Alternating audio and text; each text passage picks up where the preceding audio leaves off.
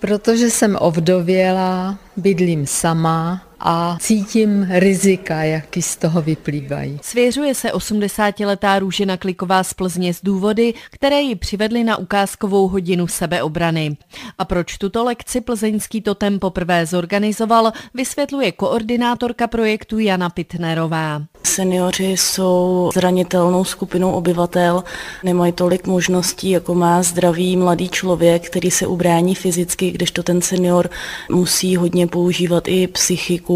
A zájem ze strany seniorů určitě byl. Potěšilo nás, kolik jich přišlo, že se ji aktivně zapojili vlastně do diskuze a ten důvod je hlavně ten, aby se dokázali nějakému případnému násilníku nebo útočníkovi ubránit. Právě seniori totiž bývají snadnou kořistí násilníků a lupičů, potvrzuje lektor sebeobrany Václav Holota. Seniorům nejčastěji hrozí přepadení, loupež a krádež. Většinou je tady majetková trestná činnost, kdy se snaží někdo okrást toho seniora o jeho cenné věci.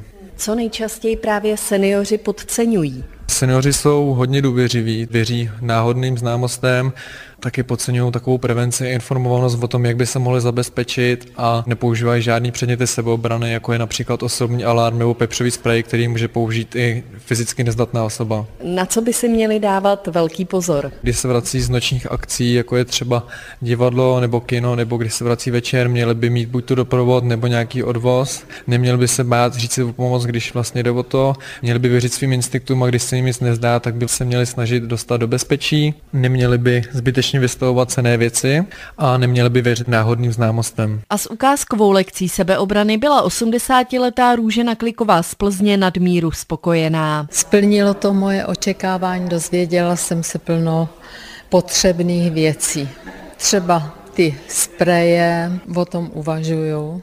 Pak uvažuju o tom alarmu nějakým. Přemýšlím o tom, jako kudy chodit, na co nás upozornili, chodit po frekventovaných, osvětlených místech a tak dále, ne používat parky, zákoutí, co jsem předtím jako vždycky zkratky používala. Ta přednáška byla velice dobrá a velice užitečná. A dozvědět se něco nového přišel i 63letý Stanislav Selner z Plzně. No, tak dozvěděl jsem se tady i něco, co jsem nevěděl, třeba jak správněji nebo lépe umístit zabezpečovací řetízek na dveře. Třeba. Vy jste chlap jako hora, vypadáte v plné síle, bojíte se? No, tak zatím jsem neměl příležitost se bát.